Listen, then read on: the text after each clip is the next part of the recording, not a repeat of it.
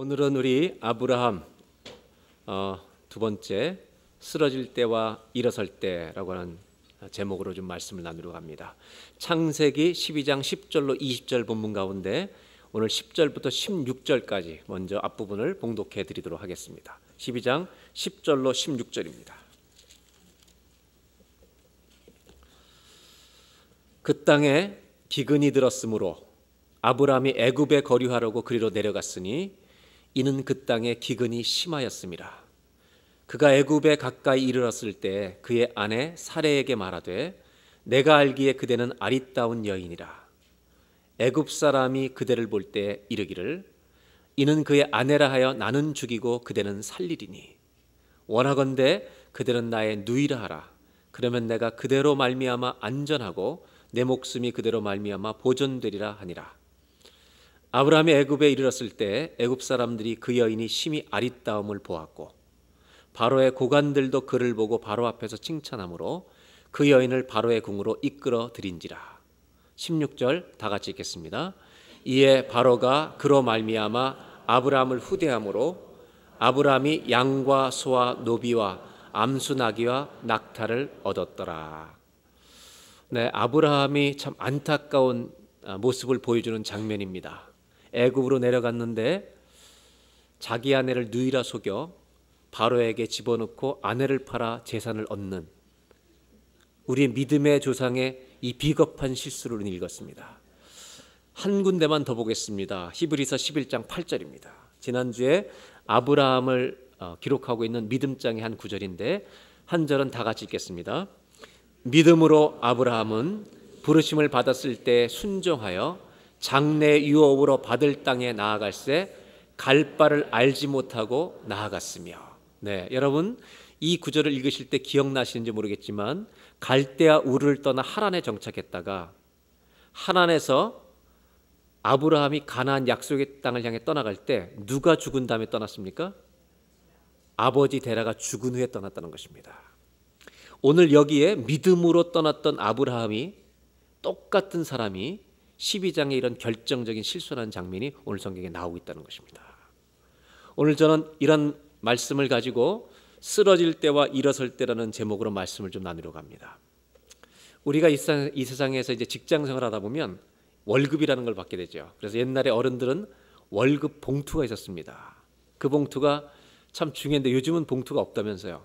어디로 들어와요 요즘은? 통장으로 바로 들어옵니까? 네, 그래서 남자들이 권력을 상실했다는 얘기를 듣고 있습니다. 이 나라에서도 마찬가지죠. 은행으로 넣어주는 데도 있고 정해진 날짜가 15일이면 15일이면 정확하게 일한 사람들은 페이첵이라는 게 나옵니다. 그래서 그 사람이 그 날짜를 기억하든지 못하든지 관계없이 페이첵은 나오는 것입니다.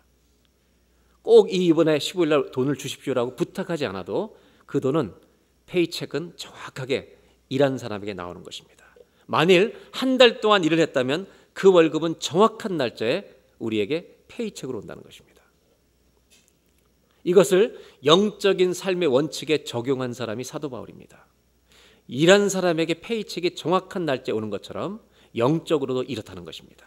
로마서 6장 23절의 앞부분은 이렇게 이야기하고 있습니다. 다 같이 한번 읽겠습니다. 죄의 삭은 사망이요. 죄를 짓게 될 때 죄에 대한 페이첵이 정확히 따라온다는 것입니다. 이것은 아무도 피할 수가 없습니다. 디모데전서 5장 24절로 25절에 바울은 이걸 조금 더 구체적으로 설명합니다. 어떤 사람들의 죄는 밝히 드러나 어떤 사람은 죄를 짓게 되면 그것이 바로 밝히 드러나 먼저 심판에 나가고 어떤 사람들의 죄는 바로 드러나지 않더라도 그 뒤를 따라서 드러나게 된다는 것입니다. 여러분 성경은 이렇게 말합니다. 우리가 죄를 지면 그 죄의 결과가 페이첵처럼 반드시 온다는 것입니다. 이와 같이 선행도 밝히 드러나고 그렇지 아니한 것도 숨길 수 없느니라.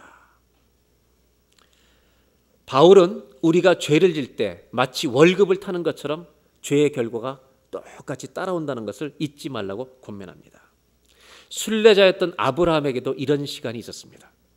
그는 믿음으로 떠난 순례자, 약속의 땅을 알지도 못하는 그 땅을 믿음으로 정말 떠났지만 오늘 12장 후반부를 읽은 이 내용에 보면 우리와 똑같은 연약함을 가진 자라는 것을 보여주고 있다는 것입니다. 순례의 길에서 이탈했던 아브라함의 길을 성경은 소개합니다. 왜 하나님은 우리가 본받아야 되는 믿음의 조상 아브라함, 우리가 정말 흠모해야 될 분인데 이 아브라함의 실수와 쓰러졌던 일들을 감추지 않고 자세하게 우리에게 보여주고 있는 것일까? 오늘 말씀은 이 질문의 답을 찾아가려는 것입니다. 그 원인이 무엇인지 성경을 보면서 한번 우리가 보도록 하겠습니다. 12장 10절입니다. 그 땅에 기근이 들었으므로 가나안 땅을 말합니다. 아브라함이 애굽에 거류하려고 그리로 내려갔으니 이는 그 땅에 기근이 심하였음이라. 여러분, 가나안 땅에 기근이 들었습니다. 약속의 땅에 기근이 왔다는 것입니다. 그래서 아브라함은 애굽에 내려가서 좀 정착해 보려고 그리로 길을 옮겼다는 것입니다. 아브라함이 하란을 떠나던 때를 우리는 기억합니다. 지난주에 하란이라는 것은 너무나 좋은 도시였습니다. 성공할 수 있는 도시였습니다. 그래서 약속의 땅을 가다가 아버지가 붙들고 하란에 정착했습니다.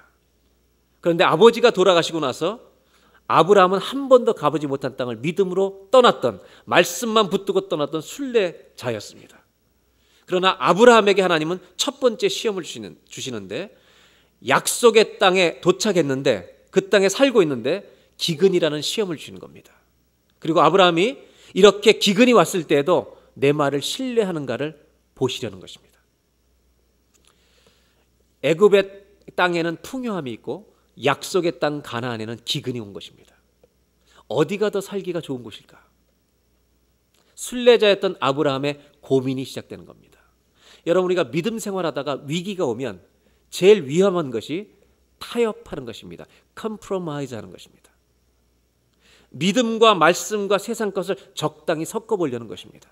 이것이 믿음의 길을 걸어가는 우리들이 위기와 고난을 만날 때 닥치는 어려움 중에 하나입니다. 애굽은 더 놀랍게도 걸어서 보름이면 갈 수 있는 멀지 않은 곳이었습니다. 약속의 땅 가나안보다 약속되지 않은 애굽, 그 땅이 훨씬 더 살만한 곳처럼 보였던 것입니다. 하란을 믿음으로 나왔는데 또 다른 하란 애굽이 유혹하고 있었던 것입니다. 여러분 아시는 대로 세계 역사에서 배우셨겠지만 애굽이라는, 이집트라는 나라는 나일강의 델타의 삼각주를 형성하고 있는 기가 막힌 곡창지대입니다. 그래서 역사적으로 보면 애굽은 세계의 곡식 창고와 같은 역할을 했었던 것입니다. 모든 사람에게 잘 살 수 있을 것처럼 보이는 그 도시는 관심거리가 아닐 수가 없는 것입니다. 그런데 하나님의 순례자들은 말씀을 따라 이동하는 사람이어야 합니다. 아브라함은 말씀을 따라 가나안에 왔는데 하나님이 어떤 말씀도 하시지 않았는데 허락도 없이 가나안을 떠나고 만 것입니다. 하나님의 계획을 따라 가나안에 왔던 아브라함이 기근을 만나니까 이제 자신의 계획을 세워서 플랜 B로 바꿔서 움직이고 있다는 것입니다. 성경이 우리에게 보여주는 것이 있습니다. 방황하고 쓰러지는 이 사람들은 정해져 있는 것이 아니라 누구든지 넘어질 수 있다는 것입니다. 과거에 어떤 헌신을 했던 사람이라도 자랑하지 말라는 것입니다. 과거의 믿음으로 오늘을 이길 수 없습니다. 오늘의 유혹은 오늘의 믿음으로만 이길 수 있다는 것을 잊지 마시기를 바랍니다. 이제 이 애굽 땅에 그러한 목적을 가지고 정착하려고 떠난 아브라함은 어떤 일이 그 다음에 일어나는가? 우리가 성경 읽었던 것처럼 아내가 너무 이뻐서 자기를 죽일까 봐 거짓말하게 됩니다. 12절 13절 우리 믿음의 조상의 초라한 모습을 보도록 하겠습니다. 애굽 사람이 그들을 볼 때 이르기를 이는 그의 아내라 하여 나는 죽이고 그대는 살리리니. 13절 다 같이 읽습니다. 원하건대 그대는 나의 누이라 하라. 그러면 내가 그대로 말미암아 안전하고 내 목숨이 그대로 말미암아 보존되리라 하니라. 그래서 결국 이 아내를 바로에게 넘겨주는, 아내를 파는 비겁한 일을 아브라함이 하고 있습니다. 그 결과 어떤 결과를 맞이하게 되냐? 16절입니다. 한 번만 더 다 같이 읽겠습니다. 이에 바로가 그로 말미암아 아브라함을 후대함으로 아브라함이 양과 소와 노비와 암순아귀와 낙타를 얻었더라. 많은 재산을 선물로 받았다는 것입니다. 돈 많아서 좋겠네요. 여러분, 돈 많이 벌어서 좋겠어요, 아브라함이? 여러분, 이 장면은 아브라함이 아내를 팔아먹고 돈을 벌게 된 비겁한 장면입니다. 얼마나 이 재물이 부끄러운 재물이고 수치스러운 재물이었겠습니까? 내 목숨을 건지기 위해서 아내를 팔아버리는 이 행동을 했던 아브라함. 하나님의 계획에서 떠난 것뿐만 아니라 한 남편의 자리도 지키지 못하고 몰락하는 이런 비참한 아브라함의 모습을 성경은 그대로 보여주고 있습니다. 그러나 더 위험한 것이 있습니다. 더 위험한 것은 뭐냐 하면 하나님이 주신 약속의 말씀과 그 기록까지 다 잊어버렸던 것입니다. 왜냐하면 창세기 12장 앞부분에 지난주에 읽었던 본문에 하나님이 아브라함에게 가나안 약속의 땅을 향해 갈 때 내가 너로 큰 민족을 이루게 하리라. 너는 복이 되리라. 이렇게 말씀하십니다. 하나님이 약속하신 말씀, 이것은 씨드와 같아요. 씨앗과 같은데 이 말씀의 약속 안에는 얼마나 많은 축복이 담겨 있는지 우리는 다 알지 못합니다. 이것을 알지 못하기 때문에 우리는 이것을 잊어버린 채 살아갈 때가 많다는 것입니다. 그런데 하나님이 너에게 큰 민족을 이루게 하리라, 너를 통해서 복이 되게 하리라, 이 약속의 말씀 안에는 어떤 약속이 있었냐면 너와 사라의 후손을 통해 예수 그리스도가 오시겠다는 이 계보를 하나님이 갖고 계셨는데 그 계획을 아직 계시하지는 않았다는 것입니다. 만약에 아내를 팔아버리고 아브라함이 떠나버렸다면 예수님이 오시는 계보에는 차질이 생기는 것입니다. 하나님은 약속하신 바를 반드시 이루십니다. 복이 되리라는 하나님의 그 약속의 크기를 이해하지 못하니까 하나님 말씀까지 저버리는 것입니다.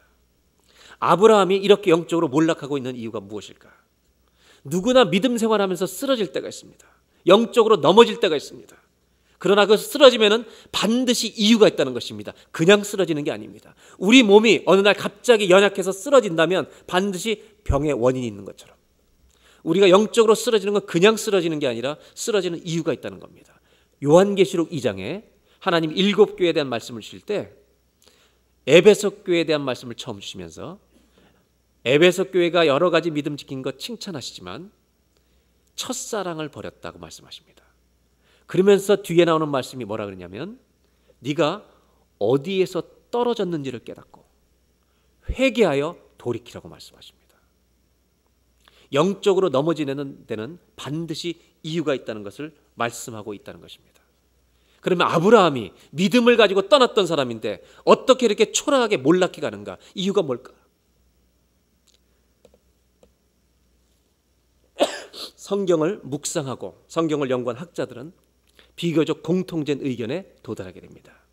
그것은 가나안에 올라올 때까지 아브라함은 단을 쌓던 사람이었습니다. 그런데 우리가 12장 10절부터 16절까지 읽었잖아요. 여기 하나님이란 단어는 단 한 번도 나오지 않습니다. 여러분과 저의 인생 가운데 하나님이란 단어가 언급되지 않으면 위기가 오는 것입니다. 내가 인생의 주어가 되기 시작하면 여러분 인생의 영적 위기가 오는 것입니다.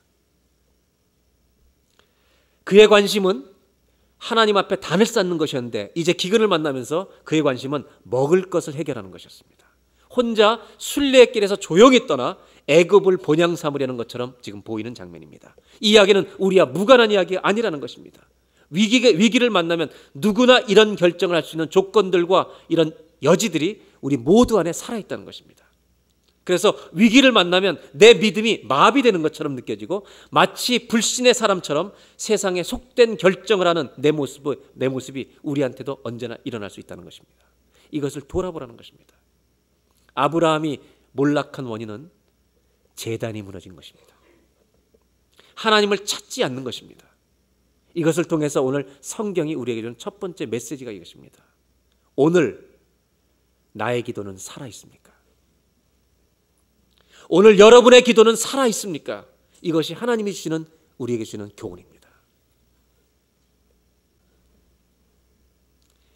여러분, 하나님이 아브라함의 몰락을 통해서 우리에게 주는 게 뭐냐? 오늘 저와 여러분의 하나님을 향한 부르짖음이 살아있느냐는 것입니다. 가나안 땅을 향해 이동하면서 하나님의 이름을 불렀던 아브라함의 예배가 없어졌다는 것입니다. 만일 나도 이런 부르짖음과 기도와 예배가 무너져 있다면 12장에 나오는 후반부에 나오는 몰락이 우리한테도 올 수 있기 때문에 조심하라는 것입니다. 어떤 사람은 그냥 도덕적으로 선한 그리스도인이 되는 것에 수준에 머물기를 원하는 사람이 있습니다. 그러나 하나님은 우리가 도덕적으로 선한 수준에 사는 걸 원치 않으십니다. 그 정도에 머무는 것이 아니라 내 인생이 하나님의 영광을 드러내는 도구로 살기를 원하신다는 것입니다. 추락하고 쓰러져가는 이렇게 한 남편의 자리에서도 몰락하는 아브라함을 통해 하나님은 우리에게 오늘 한 가지를 물어보십니다. 오늘 여러분의 기도는 살아있습니까? 오늘 저와 여러분의 하나님을 부르는 기도의 부르짖음은 살아있습니까? 그렇다면 12장 후반부는 넘어갈 수 있는 것입니다. 이번 한 주간 동안 저와 여러분의 기도와 부르짖음이 살아있는 한 주간이 되시기를 주의 이름으로 축원합니다. 이것이 하나님이 주시는 첫 번째 메시지입니다. 12장 16절을 다시 한번 보겠습니다. 이에 바로가 그로 말미암아 아브라함을 후대함으로 아브라함이 양과 소와 노비와 암수 나귀와 낙타를 얻었더라. 정말 많은 재물을 바로가 줍니다. 저는 이것을 보면서 이렇게 제목을 붙였습니다. 아브라함의 탈선. 믿음의 조상이 탈선한 것입니다. 한 가지만 여쭤볼게요. 이 재산을 많이 가졌을 때 아브라함이 행복했을까요? 괴로웠을까요? 똑똑히 대답하시는 게 좋습니다. 행복했을까요? 괴로웠을까요? 제가 볼 땐 행복한 분도 있었던 것 같아요. 괴로웠을 것입니다. 아내를 팔아먹고 얻은 이 재물이 어떻게 행복하겠습니까? 이 기근 앞에서 이렇게 행동하는 자신을 보면서 아브라함의 마음에는 무엇이 남아 있었을까? 아마 이런 질문이 떠오르지 않았겠어요? 나는 누구인가? Who am I? 나는 누구냐? 어제의 헌신을 이렇게 쉽게 버릴 수 있는가? 기도가 약해지고 예배가 약해질 때 우리가 얼마나 약한 존재로 전락할 수 있는지를 성경은 그대로 보여줍니다. 하나님은 우리에게 말씀해주고 싶으신 것이 있습니다. 먹을 것이 없어서 기근당하는 것보다 더 큰 위험이 있는데 그것은 하나님을 찾지 않는 영적 기근이라는 것입니다. 순례자가 탈선했을 때, 믿음의 사람이 탈선했을 때 회복하는 길은 하나밖에 없습니다. 참회, 회개의 예배밖에 없습니다. 그런데 아브라함은 너무나 큰 실패를 경험하면서 심지어 부끄럽고 수치스러워서 하나님 앞에 예배하러 나올 용기도 없었는지도 모르겠습니다. 우리도 그럴 때가 있습니다. 너무 비참하게 쓰러지면 주님을 뵙기조차가 죄송할 뿐입니다. 그런데 이때 전혀 예상하지 못했던 일이 아브라함의 인생에 발생합니다. 나아갈 힘도 없습니다. 12장 17절입니다. 다 같이 한번 읽겠습니다. 여호와께서 아브라함의 아내 사레일로 바로와 그 집에 큰 재앙을 내리신지라. 여러분 오늘 읽은 10절부터 16절 그 다음에 이제 20절까지 읽을 텐데 이 10절부터 20절까지 가운데 하나님이란 이름이 여기 단 한 번 나옵니다. 아브라함이 하나님을 찾지도 못할 만큼 쓰러져 있는데 부끄러워서 숨어 있는데 여호와께서 등장하신다는 것입니다. 전 이것을 읽으면서 이런 단어를 생각했습니다. 은혜가 무엇일까? 여러분 그레이스라는 은혜가 무엇일까? 은혜는 우리가 알고 있는 것처럼 받을 만한 자격이 없는 사람에게 주시는 자격에 해당되지 않는 사람한테 주는 선물을 은혜라고 하는데 이 정의는 너무나 좋은 정의입니다. 일어설 수 없는 아브라함, 쓰러진 방황, 영적인 방황. 그런데 하나님이 이 아브라함이 일어서지 못하니까 일어서도록 도와주시는 하나님의 개입이 성경에 등장한다는 것입니다. 하나님이 아브라함의 인생에 역사하시는 장면입니다. 아브라함은 하나님께 부탁한 적도 없습니다. 어떻게 할지 몰라서 재산 붙들고 괴로워하고 있는데 어디로 가야 될지도 모르고 방황하고 있는데 하나님이 아브라함의 인생의 삶 속에 개입하셔서 바로에게 재앙을 내리시는 장면입니다. 그 이유는 한 가지 때문입니다. 아브라함의 간섭하신 이유는 딱 하나입니다. 아브라함이 하나님을 믿은 하나님의 자녀였기 때문입니다. 하나님은 하나님의 자녀가 쓰러졌을 때, 일어날 수 있는 힘이 없을 때 그냥 내동댕이 치고 버려두시는 하나님이 아니십니다.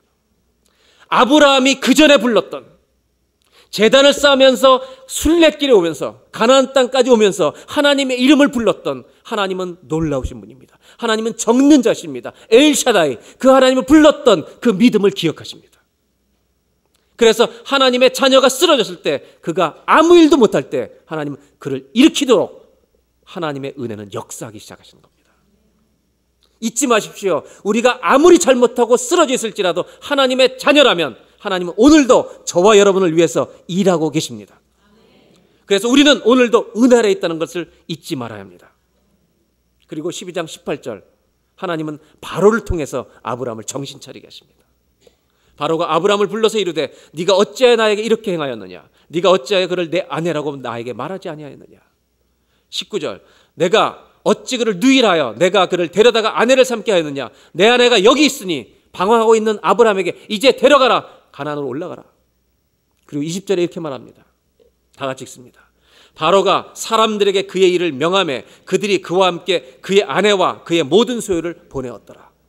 이런 바로가 방황하고 있는 아브라함을 정신 차리게 하고, 네 아내야, 데리고 재물까지 다 가지고 가. 그리고 그냥 가는 게 아니라 바로가 에스코트를 붙여줍니다. 그의 사람들을 붙여서 똑바로 가나안 올라가도록 안내해 줍니다. NLT 성경에는 armed, 무장된 사람들을 에스코트 붙여서 보냈다고 되어 있습니다. 아브라함은 일어설 힘이 없었습니다.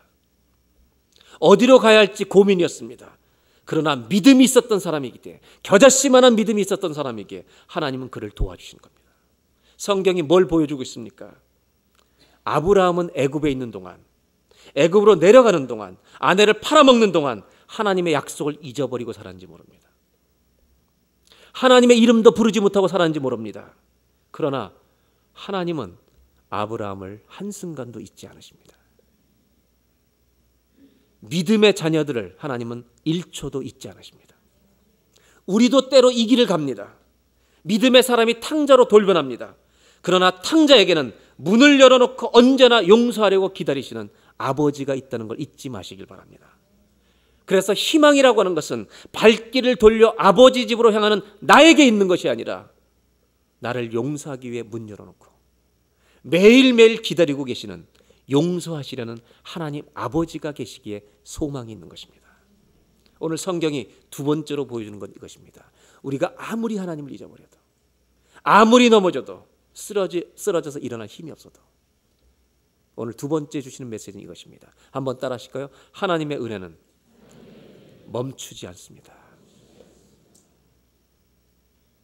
우리가 넘어지고 쓰러져도 믿음을 가진 하나님의 자녀라면 하나님이 우리를 향하신 그 은혜는 쉬시는 법이 없습니다. 아멘입니까? 이런 은혜가 우리에게 부어지고 있다는 것을 믿으며 살아가는 저와 여러분들이 되시길 바랍니다. 그래서 오늘 예배가 정말 주님 앞에, 이 은혜 앞에 돌아오는 예배가 되시기를 주의 이름으로 기원합니다. 옛날 불렀던 복음성가 중에 이 하나님의 역사하신 은혜를 노래하는 복음성가가 있습니다. 제가 가사를 한번 띄워주세요. 제가 읽어드릴게요.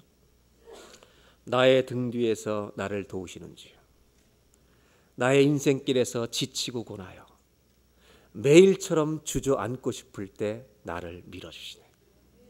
2절입니다. 2절. 나의 등 뒤에서 나를 도우시는 주, 평안히 길을 갈 땐 보이지 않아도 지치고 고나여 넘어질 때면 다가와 손 내미시네. 3절. 나의 등 뒤에서 나를 도우시는 주, 때때로 뒤돌아보면 여전히 계신 주, 잔잔한 미소로 바라보시며 나를 재촉하시네. 때때로 뒤돌아보면 여전히 계신 주, 잔잔한 미소로 바라보시며 나를 재촉하시네. 후렴은 일어나 걸으라, 내가 새 힘을 주리니. 여러분, 우리가 쓰러진 사람들이 일어날 수 있는 것은 내 힘 때문에 일어나는 게 아니라 은혜의 힘으로 일어날 줄로 믿습니다. 일어나 너 걸으라, 내 너를 도우리. 너무나 좋은 가사인데 뮤직이 촌스러워요.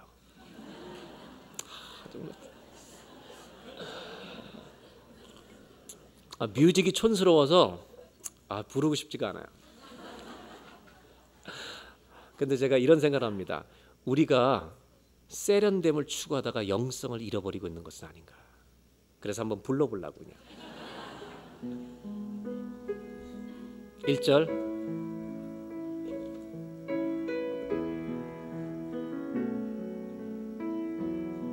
나의 등 뒤에서 나의 등 뒤에서 나를 도우시는 주 나의 인생길에서 지치고 고나여 매일처럼 주저앉고 싶을 때 나를 밀어주시네. 일어나 걸어라 내가 새 힘을 주리니. 일어나 너 걸어라 내 너를 도. 2절입니다. 나의 등 뒤에서 나의 등 뒤에서 나를 도우시는 주 평안히 길을 갈 때 보이지 않아도 지치고 곧하여 넘어질 때면 다가와 손 내미시네. 일어나 걸어라 내가 새 힘을 주리니. 일어나 너 걸어라 내 너를 도. 3절입니다. 나의 등 뒤에서 나의 등 뒤에서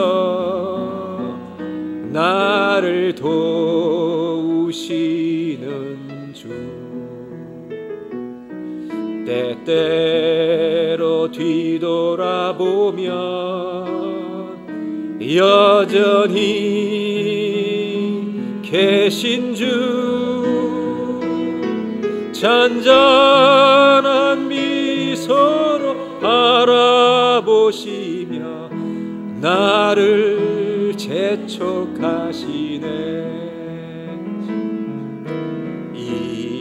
일어나 걸어라 내가 새 힘을 주리니. 일어나 너 걸어라 내 너를. 다시 한번 일어나 걸어라. 일어나 걸어라 내가 새 힘을 주리니. 일어나 너 걸어라 내 너를 도. 아멘. 가사가 참 좋죠.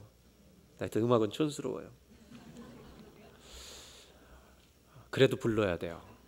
왜냐하면 부르짖어야 살기 때문이에요. 하나님은 아브라함이 쓰러져서 아브라함이 하나님을 찾지도 못할 때에도 그가 믿음을 가진 하나님의 자녀라는 이유 하나 때문에 하나님은 은혜 베풀 준비를 하고 계셨던 것이에요.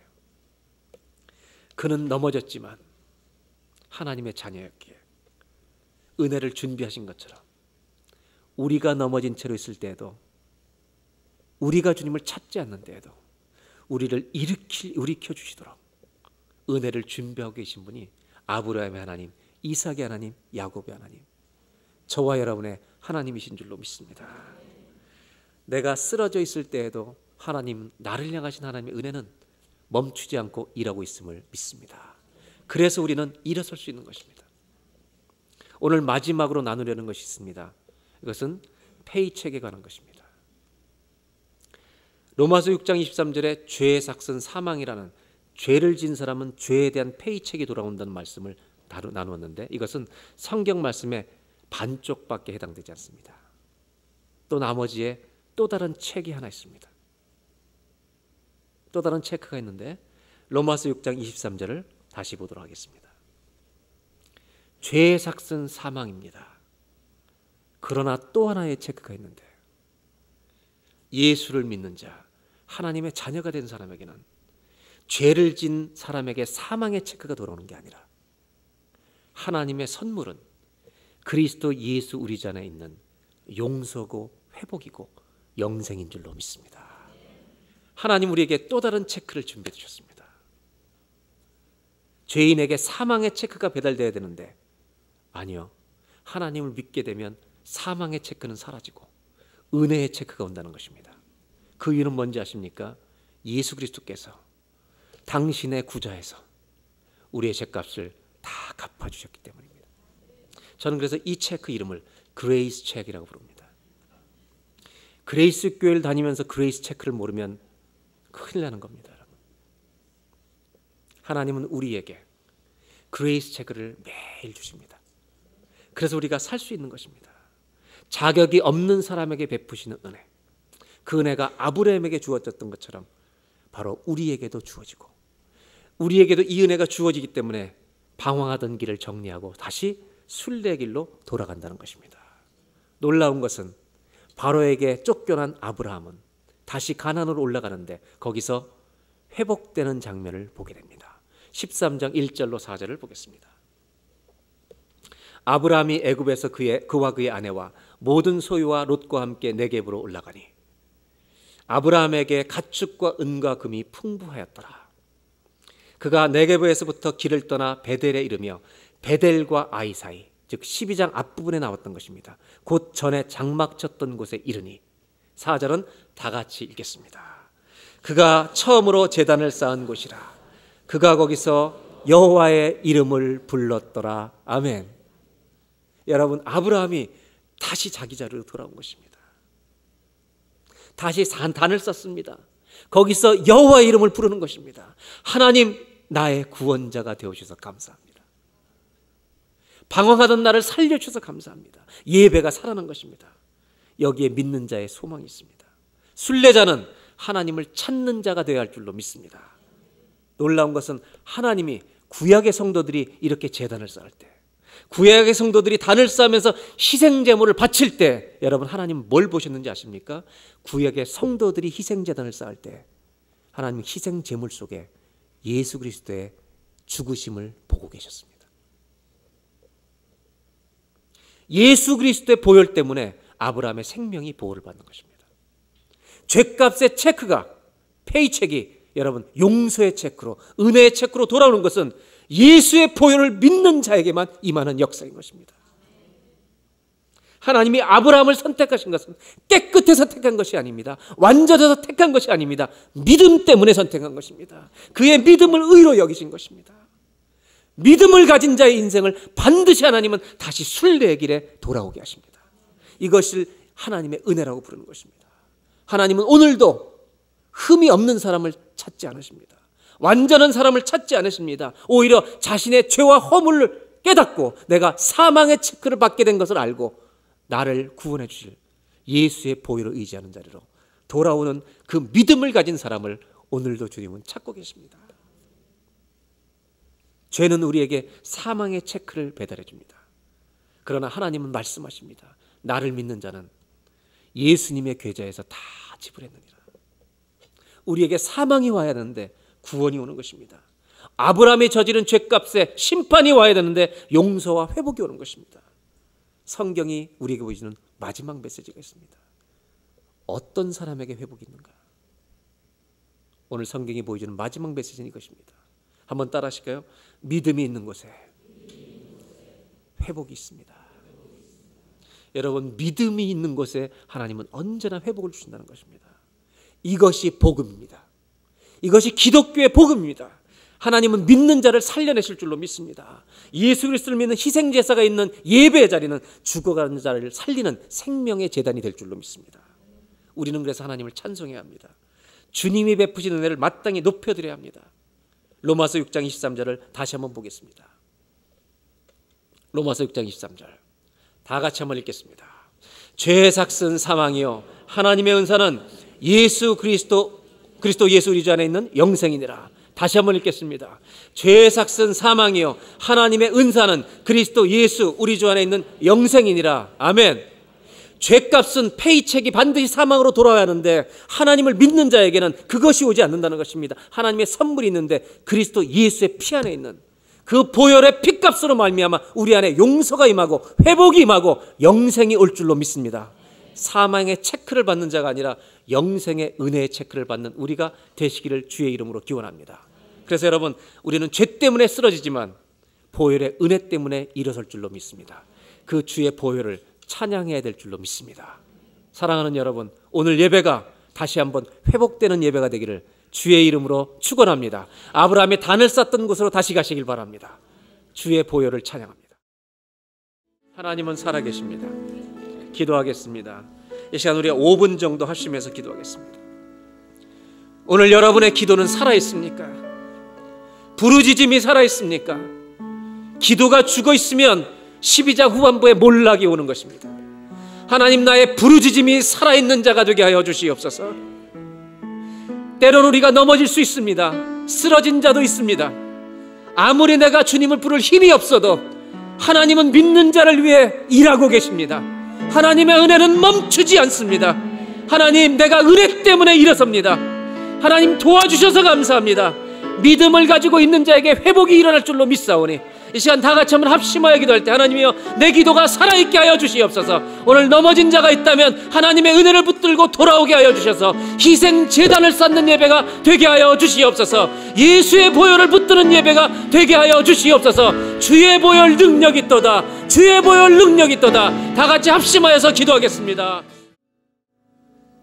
하나님, 죄의 삭은 사망인데 우리에게 사망의 심판이 와야 되는데 왜 용서를 주십니까?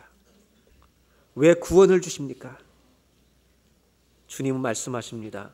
흠이 없어서가 아니다. 네가 완전해서가 아니다.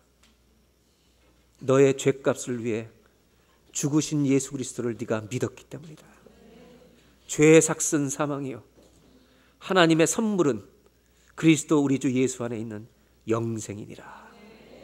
하나님, 이 은혜를 누리게 해주셔서 감사합니다. 기도하옵나니 나의 기도가 살아있게 하옵소서. 나의 부르짖음이 살아있게 하여 주옵소서. 내가 혹시라도 쓰러졌을 때라도, 내가 주님을 부를 수 있는 힘이 없을 때에도 하나님의 은혜는 멈추지 않고 우리를 위하여 일하고 계심을 믿고 주여 그 은혜 때문에 일어서게 하여 주시옵소서. 희생제단으로 나오게 하여 주시옵소서. 보혈을 붙들고 일어서게 하여 주시옵소서. 오늘 이 예배가 회복의 예배가 되게 하여 주시옵소서. 넘어진 자가 있다면 예수 십자가에 보혈 붙드는 희생의 제단을 쌓는 속죄의 예배가 되게 하여 주옵소서. 그래서 하나님, 믿음이 있는 곳에 회복이 있음을 우리로 알고 살아가는 우리 모두가 되게 하여 주옵소서. 하나님, 기도합니다. 이번 주간에 우리 기도가 살아있게 하옵소서. 예수님의 이름으로 기도합니다.